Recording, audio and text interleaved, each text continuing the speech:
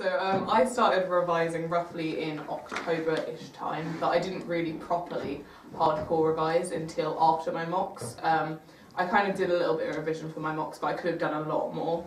I got alright grades in all of my mocks, but I realised after doing them that there was a lot that I didn't know, and there was a lot of stuff on the mark scheme that I just wasn't hitting. So I decided to make flashcards from the mark schemes and from the mocks that I did, looking through them, and just made flashcards on the things that I didn't know, because that meant that I wasn't going over stuff that I already knew and was already in my brain, and I wasn't procrastinating by going through the stuff that I knew. I made sure that I did the stuff that was hard and did the stuff that it took a little while to learn, but when I eventually did it, I ended up getting really good grades in all my GCSEs. I think that's one of the common problems. I mean, I know lots of people who did quite well in their mocks, and then went straight on to revising exactly the same thing. So what they already knew, they kept going on. And actually when it came to the actual exams later in May, June time, actually they still remembered what they knew in the mocks, but all this new information they slowly lost. So actually learning from the mocks what you don't know, focusing on that, and almost keep bringing in the new, and almost slowly leaving out the old once you start to familiarise with it.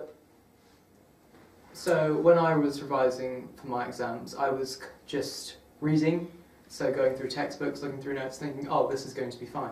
But when I came to do my exams, I realised that, oh, so getting the papers back, looking through the mark schemes, that I was basically waffling, I was going off topic.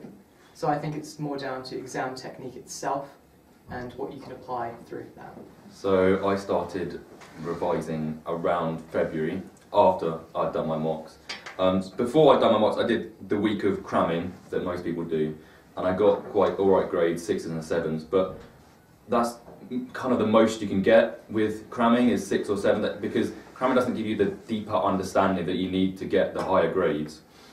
It gives you the, oh, I need to remember this, or I've remembered that, but it doesn't give you the deeper understanding to access the further marks in all the grades. So what I did after the mocks in February, I started going through past papers and seeing what the mark scheme wanted in every single question. And every one I got wrong, I'd look, and if I didn't understand the question I got wrong, or I didn't understand why, I'd go back into the textbook, or go back into something, watch a video, or read the textbook again, just do it, or and then make notes about it, so I understood it further. Then I'd do another past paper, until that I didn't get it wrong, or I knew that I knew what the mark scheme wanted. So every question I wanted to go through the paper and know every question what it wants. So even if I made a couple of mistakes, it was fine because I knew exactly what every question wanted me to say, and that I think allowed me to have a successful exam period. When I was doing my mocks, well, I definitely didn't do badly in my mocks, but I didn't do as well as I did in the actual thing. And I think what I did was I spent a lot of my time making flashcards, but I didn't really use them. I just made them, and I didn't really have a lot of time to like go through them and like put them in piles of things that I understood and things that I didn't understand. And I didn't do very many like actual like past paper questions. So when it got to the mocks, that was kind of the first past paper that I'd done, and so it kind of threw me a little bit, and I didn't do badly because I did know quite a lot of the content, but when it came to the actual thing, I made sure that I was using the system where I put my flashcards into piles of things I did get and things I kind of got and things I didn't get at all, and that helped because it made sure that I was going through things that I didn't understand a lot more, and I also did a lot of past paper questions to get the exam technique down as well. Yeah, I feel past papers can really develop your knowledge and look for what the examiners want. In chemistry, I got a grade 4 in the mock, but improved by using past papers, getting the specific points the examiners wanted, and moving up to a grade 7.